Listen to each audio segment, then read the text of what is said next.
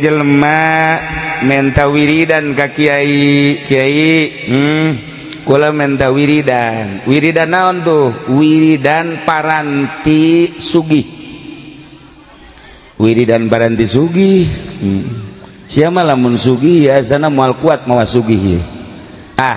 dasar wali numerena wali dibere wiridanana paranti datang ke Allah ya bae wiridkeun naon wiridana innama amruhu idza arada syai'an ay yaqula lahu kun fayakun fa subhanalladzi bi yadihi malakutu kulli syai'in wa ilaihi turja'un wiridnya ieu nya ke sugih ke bakalna sabaraha kiai sapetingna 1000 ba amat 1000 sabare baca 1000 dibaca kunyana 1000 Bismillahirrahmanirrahim subhanalladzi bi yadihi malakutu innama amruhu idza arada syai'an yaqula lahu kun fayakun fa subhanalladzi bi yadihi malakutu kulli syai'in wa ilaihi turja'un terus we dibaca kunyana sapeting 1000 salila 113 poe mun dibikeun ka urang dieu olab asana moal kuat urang dieu Bismillahirrahmanirrahim innama amruhu idza arada syai'an yaqula lahu kun fayakun fa subhanalladzi bi yadihi malakutu kulli syai'in wa ilaihi turja'un barang geus meunang 113 poe lada lain deui hate begitu rada lain deui teu hayang kana dunya nu tadina hayang sugih jadi teu hayang kana dunya teu hayang teh teu hayang sama sekali bebeja deui ka kiaina kiai kula kuari mah teu hayang geus sabarna kana dunya ngan kula hayang ka hiji awewe kula boboh jasa ka awewe lamun kula teu kawin jeung eta asana kula mah hancur ye hirup eueuh deui harapan teh ewal teh eta oh jadi sia bogoh jasa ye wiridkeun nya naon innama amruhu idza arada syai'an yaqulu lahu kun fayakun fa subhanalladzi bi yadihi malakutu kulli syai'in wa ilaihi turja'un eta keneh eta deui udah emang wiridana ngau ulah loba omong sia mah dua wiridan si kos kitu ayo geus tujukeun ku sia tujukeun bismillahirrahmanirrahim amruhu idza arada syai'an yaqulu lahu kun subhanalladzi bi yadihi kulli syai'in tak geus tanyana 1000 sapeting eta mah pelet mah teu kudu 113 poe ngan 7 peuting doang dak dumadak nyana teh hampang awak begitu hampang awak teh peureum bisa hiber ieu mah hiber aing anu nembak moal cek kena ieu ieu mah pluk datang ke Mekah datang ke Mekah wiridan ieu masyaallah terus tawaf keur tawaf awewe teh awewe anu kunyana dipake ka hayang aya keur tawaf deui iya oranganan tumpuan hatiku ada di sini cekeun jangan langsung tawaf beres tawaf ngobrol neng aing neng ieu bisa ka dieu kumaha bisa ka dieu kula mah wiridan tisa wiridanna ti guru kula di ditu di Indonesia Kiai Anu wiridanna naon innama amruhu idza arada syai'an yaqulu ai kakak sarua aing ge wiridan wiridan bisa jadi koski ka hiji nomor kadua apan kakak teh ieu sebenarnya bogoh jasa ka neng dibere wiridanana eta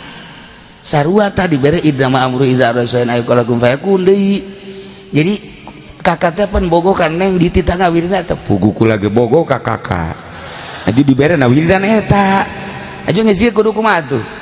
jadi jak kuari mah berubah hiji teu hayang kana dunia cek eta awewe nomor kadua kuari berubah bogohna ka Allah jadi kakak kuari teu bogoh saeutik-eutik acan aing ge sarua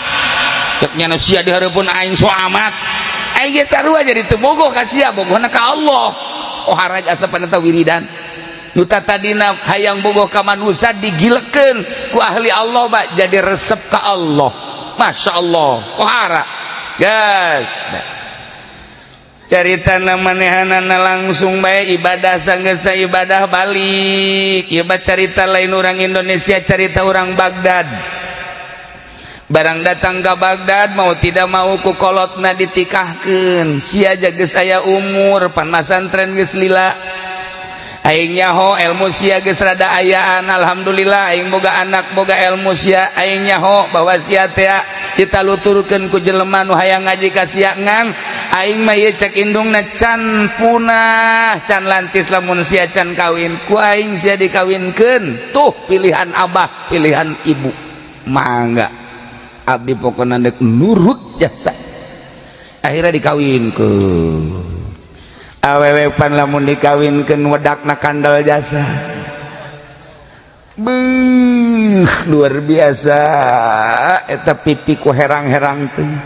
teu nyaho jero nama kos kumaha nu penting mah herang bae geus kutuna ge kutu geus teu wani sirem si Soledad aya sirem ge ka dieu hajut si Soledad ngobrol jeung babaturan aing teu sanggup ti Soledad cek heuh aing ge sarua rapih jasa kacaritakeun mah dikawinkeun bae geus dikawinkeun ramean maghrib selesai isya salakina mantes di masjid pamajikanana kacai beres kacai dikumbah nyana salat isya beres salat isya langsung ka kamar berbaring salakina asup ka kamar biasa endek malam pertama barang dideuleu ku salakina beda beungeutna jeung tadi beurang mah ku lesang-lesang teuing barang dideuleu di kamar bopeng bolode bopeng ieu mah beak ieu mah buak bopeng kabeh we sabeut bopeng bolode deus go gede cinggir cek ngaran teh salah teh si dedegan aing ye ja tadi mah ku geulis teh ieu bopeng langsung pamajikanana Noel ka salakina biasa Noel biasa bae cak salakina teneng hampuranya kunaon ka kamar rada kurang deuleu jadi teu pati ka deuleu nanaon ge remeng-remeng hampuranya bungaheun jasa tah pamajikanana berarti aing bopeng teu ka deuleu ye bungaheun jasa alhamdulillah cek kebajikanana beuki pede bae jangan dihareupeun salaki tadi teh barada ditutup-tutup barang ngadenge salaki kurang deuleu atuh diemrak-emrak teu kadeuleuan ieu isuk biasa ngobrol isukna biasa ngobrol terus ngobrol deui kak ai kakak kurang deuleu teh emang tikeun ieu apa kakara kuari-kuari ngadadak cek nyana keur ieu mah teu ngadadak ajuk kieu kakak ieu masyaallah cek nyana teh geus kieu meureun ti Gustina atulah ka geus nemah bae sebulan 2 bulan setahun tapi nyana dirahasiakeun bae ari maca Quran mah maca kitab jangan teu buta ieu tapi ka pamajikan masal deukeut bae ka pamajikan bubutaan malah leumpang ge mentara dari tungtun ka pamajikan mentara dari tungtun mitohana ge mitohana ngomong eta salaki sia emang sebenarnya rada kurang deuleu kan heuh bah nyana rada kurang deuleu ti keur ieu apa anya pas kawin bae bah kurang deuleu teu ka deuleu atuh sia bopeng sia teu ka deuleu can nyorang neuleu ka kula ge encan nyorang nyana ngomong-ngomong teu beungeut bopeng berarti teu ka deuleu bah ieu salamet ieu anak abah cek nyana salamet geus bae terus datang ke boga anak 1 2 3 4 5 loba anakan tapi tetep bopeng tinggal bopeng tetep anakan geus loba nah nu jadi masalah kunaon ieu lalaki diangkat ku Gusti Allah nu tadina sakadar ahli ibadah naik jadi pangkat sholihin begitu terus manehanana nutupan ka pamajikanana diangkat deui jadi wali Allah ulah sambarangan eta teh ngabungakeun pamajikan lain kudu ku duit ngabungakeun pamajikan teh lain kudu dibantuan ku tanaga ieu tah nutupan ka izin pamajikan ti kawin datang ka anak baranakan nyana tetep bae ngakuna kurang deuleu ku sebab nyana mipindingan ka izin pamajikan haju ditutupan ku salakina diangkat jadi wali Allah. Beuh eta pohara jasa kuat jasa eta santri kasep aya di nyana, gagah aya di nyana, pinter aya di nyana, boga pamajikan bopeng tetep bae cek nyana lah ieu geus nasib di Gusti Allah dek dipimpiningan bae dek ditutupan diangkat jadi wali. Tah lamun ente yang jadi wali kawin ka nu jore asana ye saminggu ge ditolak ku sia eta nutupan pamajikan lain lalagaan ya Allah ya Rabbi ditaekeun deui ku Gusti Allah taekeun deui ku Gusti Allah. Bahkan indung bapa nama nyarita sia eta boga pamajikan betah alhamdulillah bah aja ieu moal dikukukeun moal ditanya moal hayang kawin jeung nu sejen moal bah kunaon emang kieu bah lantaran ieu kula mah hirup di dunia teu moal kebal jasa abah ibu kula moal karebal isuk pageto bakal balik ka Allah nu dipikiran teh engke lain kuari lah sapira dunia kunaon eta bisa kos kitu hatena bersih jasa datang ke pamajikan gitu nyahueun tah bahwa salaki teh asli dapat teu kurang deuleu teu nyahueun lantaran mipindingan pamajikan diangkat jadi wali. Ya Allah ya Rabbi tuh lamun urang nyaritakeun dongeng-dongeng kos kitu tah nya babari orang jadi wali itu babari. Mun urang pamajikan kebenaran hideung ulah disebutkeun hideung ulah urang dikawinkeun menang kolot ieu pamajikan urang hideung sarua jeung kasrol lah kira-kira gitu teh hideung tetep bae urang teh ka pamajikan beus ya ku putih-putih teuing geus ngomong dua tah mah kok kitu bang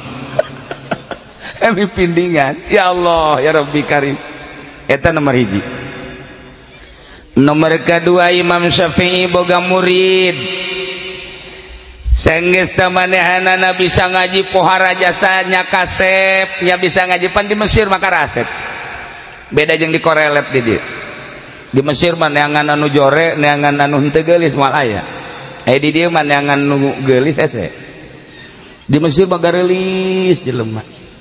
nyahona geulis lain dedeulean kula ieu bae nu kolot nya noel deui panjana ilu ke Mesir noel kiai geulis amat berarti dedeuleuna abnormal terlalu ai kolot aju neuleuna geulis papan blon teh mah berarti kan geus teu normal.